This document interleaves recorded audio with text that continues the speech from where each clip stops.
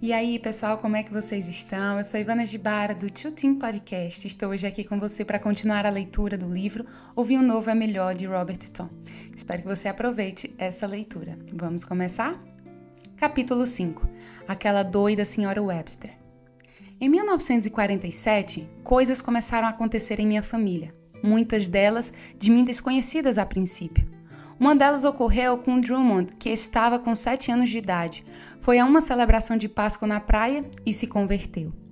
Algumas semanas depois, Joyce resolveu ir a uma igreja num domingo. Também ela se sentiu tocada pela simples mensagem que ouviu, aceitou a Cristo como seu salvador pessoal e abandonou a bebida e a vida de pecado. Mas de nada disso eu sabia. Joyce estava com medo de me contar o que havia acontecido. E além do mais, eu estava tão bêbado naquele domingo que não tinham condições de perceber nela qualquer mudança. Na segunda-feira de manhã, quando saía de casa para o serviço na base, Joyce me disse: "Veja se vem para casa hoje à noite de modo correto. Vamos jantar às 6 horas. Certo, respondi. 6 horas em ponto. A coisa admirável é que realmente cheguei à casa às 6 naquela tarde. Joyce tinha preparado um jantar de pôr água na boca. Eu estava com fome, assentei-me à mesa com o resto da família e entrei na comida. Ninguém falou muito, mas a certa altura da refeição, olhei por cima da mesa para Joyce. Lá estava ela sentada, sorrindo para mim. Durante fugazes segundos eu a vi como a primeira vez. Seus olhos azuis cheios de amor, sua etérea disposição irradiando beleza e felicidade. Era quase como se tivesse ela voltado a ser o que fora. "O que faz você tão feliz?" perguntei. "Oh, nada em especial, acho", disse ela com certa hesitação. "Eu me sinto bem esta noite." "É bom sentir-se assim", observei voltando ao meu prato. Na manhã seguinte, quando eu saía para o trabalho, ela disse: "Lembre-se do bonito que você fez ontem à noite. Esteja em casa hoje, outra vez às 6. "Aqui estarei", prometi.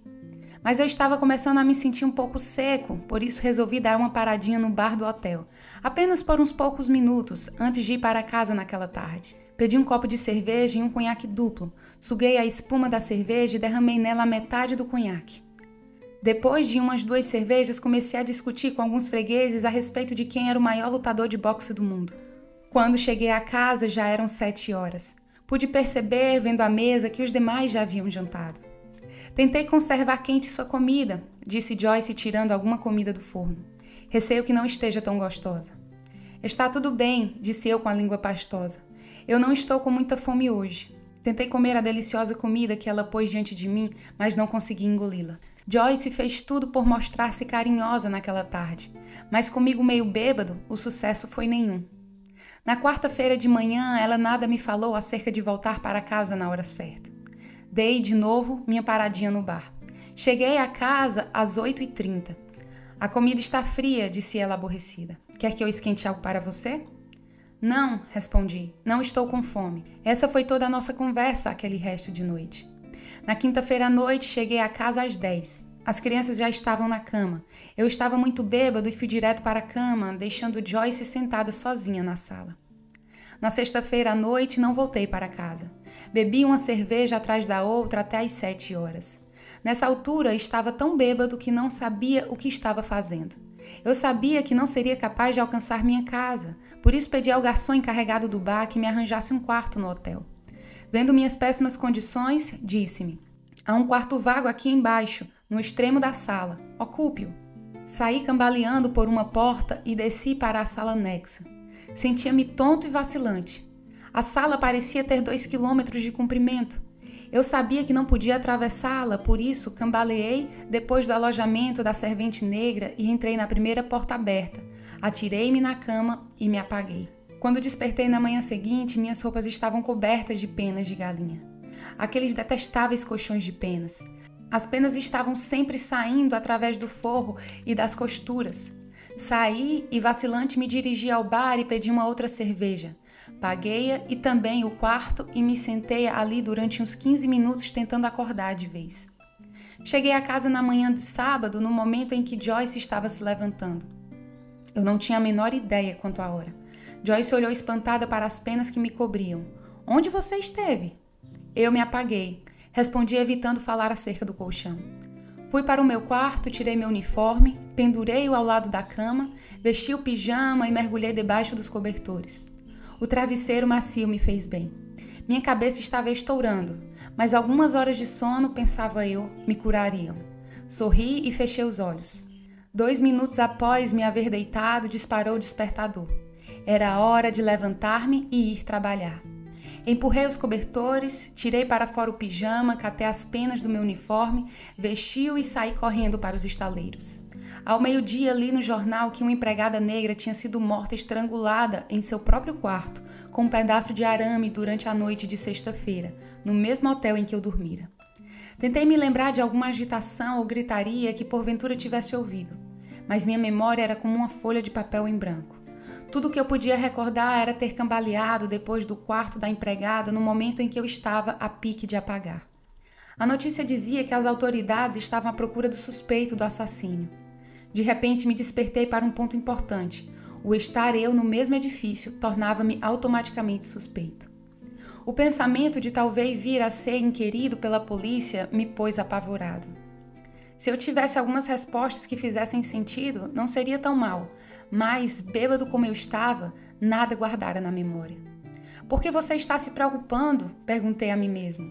Diga-lhes apenas que você estava doente e que não se recorda de coisa alguma relacionada com o assunto. Aliviado, sorri para mim mesmo por um momento. Mas então outro pensamento, vindo não sei de onde, repontou na minha mente. Quem é que vai dizer que não foi você que cometeu o crime? Você estava apagado, lembra-se? Seu estado era de irresponsabilidade. Em seu sono você podia ter feito muita coisa. E se o interrogarem nesse sentido, como você pode provar que não fez? Comecei a suar. Li e reli a notícia. Pela tarde inteira aquilo ficou pesando em minha mente. Sou eu um assassino? Continuei perguntando a mim mesmo.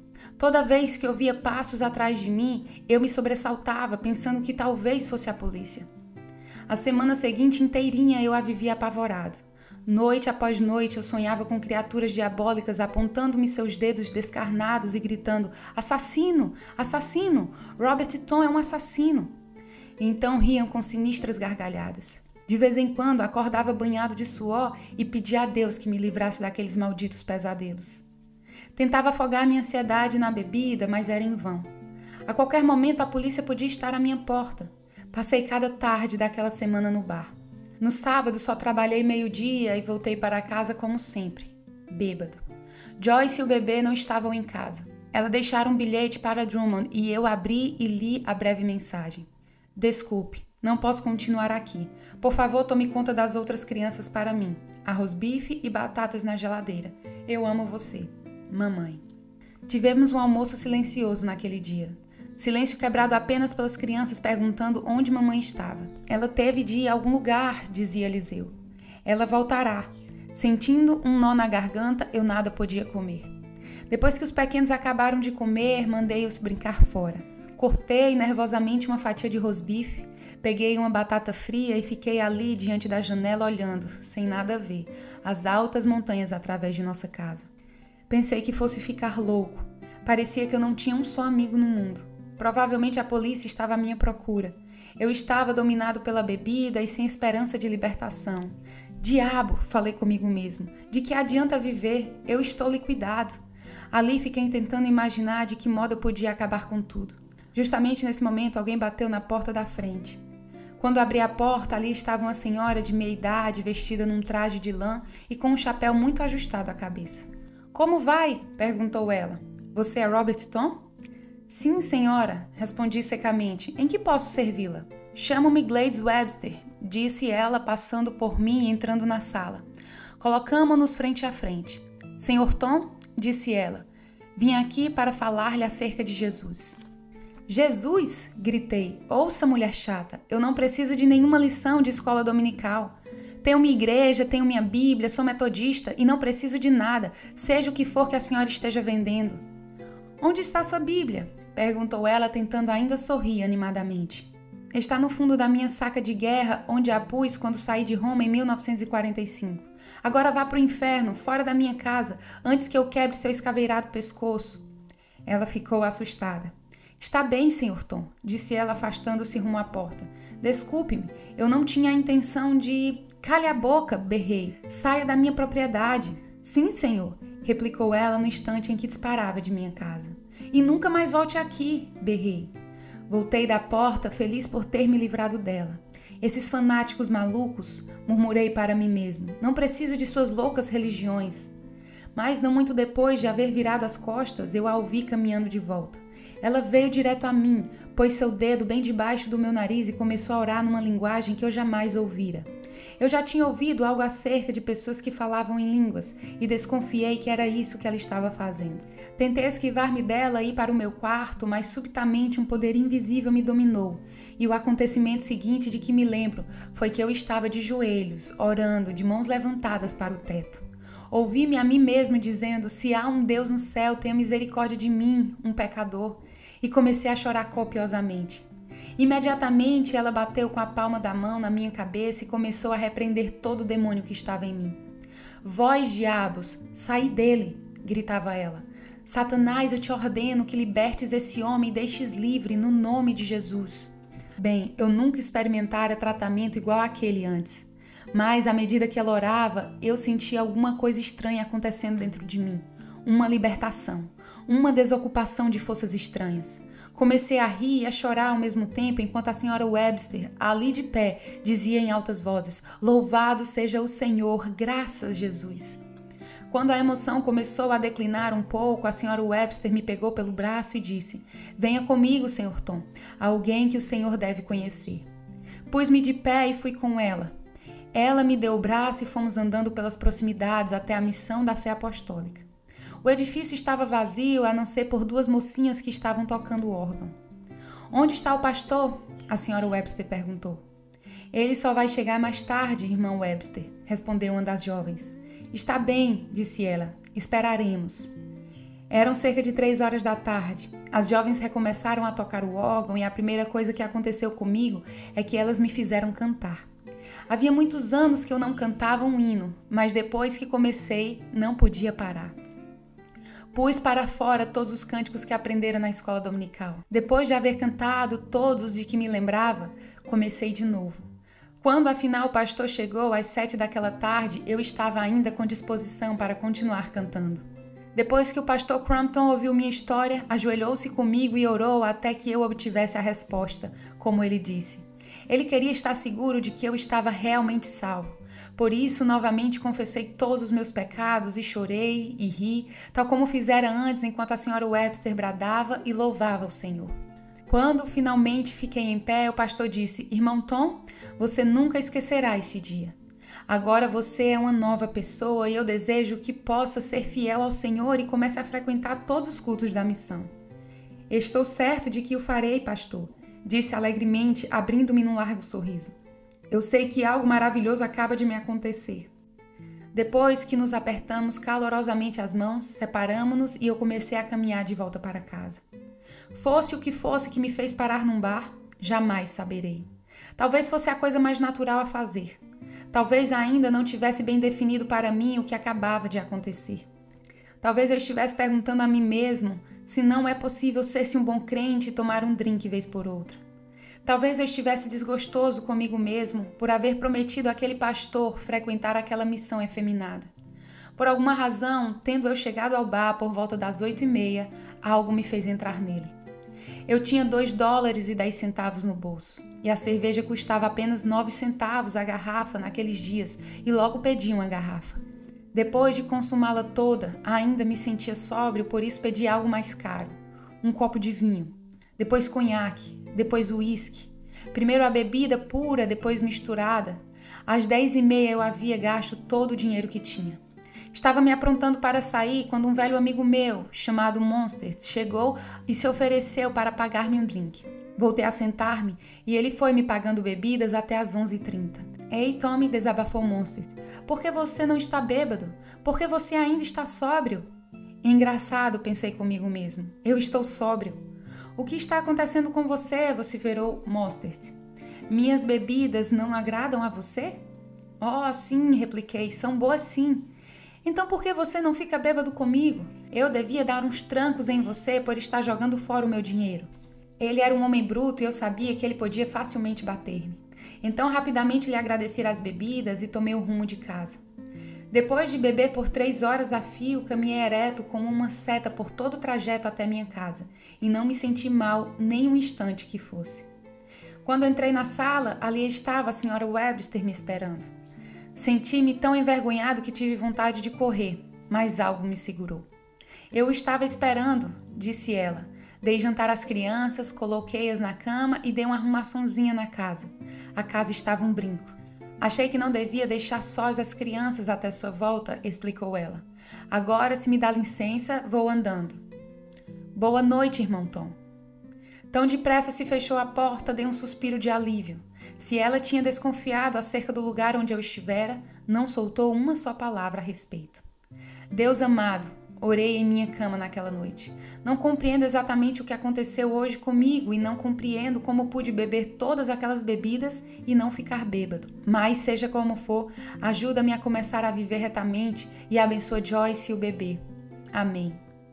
No domingo de manhã, levantei-me ciente de que tinha de encontrar Joyce. Eu tinha um palpite. Ela teria ido para a casa de sua irmã em outra parte da cidade. Deixei Drummond com instruções para tomar conta das outras crianças enquanto ia buscar mamãe. A caminho da casa da irmã de Joyce, encontrei um amigo que se propôs pagar-me um trago. Não posso dizer que o desejasse realmente, mas estava curioso em relação à noite anterior e na razão pela qual eu continuara sóbrio. Fiquei curioso para ver se isso ocorreria de novo. Aceitei o oferecimento e a bebida servida foi vinho do Porto e conhaque, que é das bebidas mais fortes. Bebi desde as 9 horas daquela manhã até as 2 da tarde e continuei incrivelmente sóbrio o tempo todo. Eu tinha certeza que era um milagre de Deus. Agradeci ao meu amigo sua hospitalidade e saí de novo à procura de Joyce. Enquanto caminhava bem equilibrado, ia pensando, alguma coisa saiu de mim. Realmente, quando aquela mulher ordenou aos demônios que saíssem de mim. Não consigo embriagar-me, é um milagre. Comecei então a pensar no apetite insaciável pelo álcool que me dominava antes que ela ordenasse aquele demônio do álcool que me deixasse. Evidentemente, pensei, aquele desejo ardente de álcool não era apenas um desejo humano. Não, era mais do que isso. O que é que eu estava alimentando quando bebia 15 litros de cerveja em uma noite? Fosse o que fosse, sumira. Pelas 3 horas da tarde do domingo, cheguei à casa da irmã de Joyce. Joyce e o bebê lá estavam. Quando entrei pela porta da frente, meu cunhado foi dizendo: "Sinto muito, mas não tenho nenhum gole para você." Aprumando-me e olhando diretamente nos olhos, falei: "Grave bem isto. Nunca mais pedirei a você ou a quem quer que seja uma gota que seja de bebida. Obrigado." Quando eu disse essas palavras, senti um pesado fardo escorrendo dos meus ombros, como um casaco da marinha molhado, caindo no chão.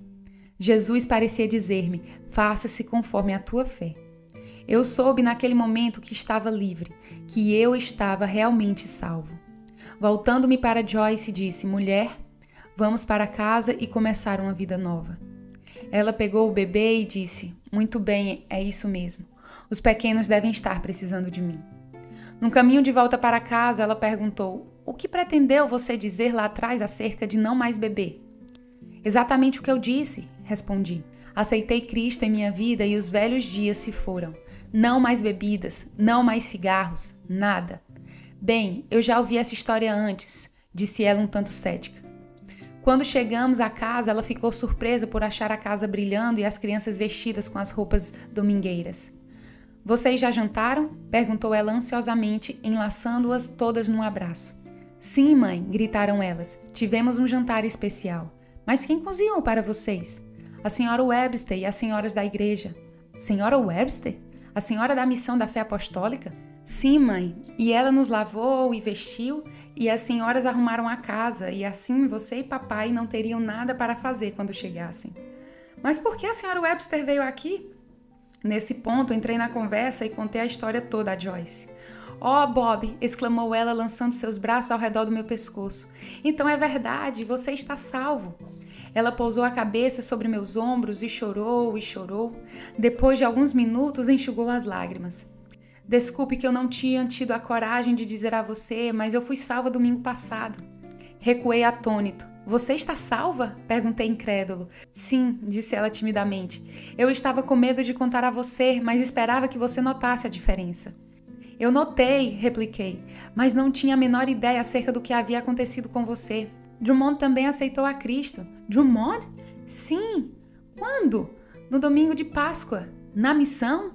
Não, na reunião de crianças promovida pela senhora Webster na praia. A mulher doida, falei eu rindo entre dentes. Ela está dedicada a pegar toda a minha família. Quanto mais depressa, melhor, replicou Joyce rindo. Vamos todos à missão esta noite, sugeri. Ótimo, disse Joyce. Espere uns minutos para me aprontar. Enquanto esperava, peguei o jornal de sábado, que eu não tinha lido por causa da emoção toda do dia anterior. Meus olhos caíram sobre uma notícia acerca da moça negra que tinha sido estrangulada no bar do hotel na noite em que eu lá dormira. A notícia dizia que a polícia tinha prendido o namorado dela e ele confessara ser o assassino. Deixei cair o jornal no colo, descansei a cabeça no encosto da cadeira e ri à vontade. Graças a Deus, suspirei. Eu não fiz aquilo. Senti-me como se tivesse ganho vida nova. Não demorou muito, a nossa família toda se dirigiu à missão da fé apostólica para participar do culto da noite de domingo. Lotamos um banco inteiro. Gostei do cântico e da pregação, mas o conservar-se da esposa do pastor gritando "Aleluia!" e "Louvai ao Senhor!" durante todo o culto me desagradou um bocado. Ao voltarmos para casa, eu disse a Joyce, nunca mais voltarei lá. Não passam de um punhado de fanáticos. Mas na noite de quarta voltamos, e outra vez na sexta, e outra vez no domingo. Começamos a apreciar a fraternidade e mesmo a esposa do pastor não parecia tão má depois que a conhecemos melhor. Um dos grandes problemas que enfrentamos depois de iniciados na vida cristã foi relacionado com nossas finanças. Eu havia gasto tanto dinheiro nas bebedeiras que muito pouco restara para pagar nossas contas. As dívidas tinham formado uma pilha cada vez mais alta e enquanto eu andava bebendo, não dei importância. Mas agora que eu pertencia a Cristo, sabia que alguma coisa devia ser feita. Joyce e eu conversamos acerca do assunto e afinal decidimos que começaríamos por dedicar ao Senhor nossa família inteira e seus problemas. Não disse Jesus? Buscai, pois, em primeiro lugar o seu reino e a sua justiça, e todas essas coisas vos serão acrescentadas? Mateus 6,33. Assim, no domingo seguinte, fomos à missão e, quando foi feito o apelo, fomos todos à frente e nos ajoelhamos juntos ao altar. Joyce segurava o bebê e todas as outras crianças louras ali estavam reverentemente ajoelhadas. Jesus, falei, lancei minha família numa tremenda dificuldade.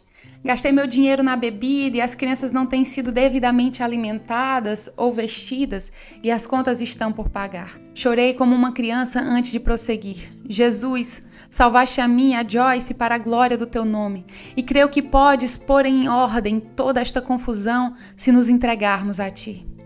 Então consagrei-me pessoalmente ao Senhor, bem como minha esposa e filhos. Ele podia usar todos os meus filhos como missionários se essa fosse a sua vontade.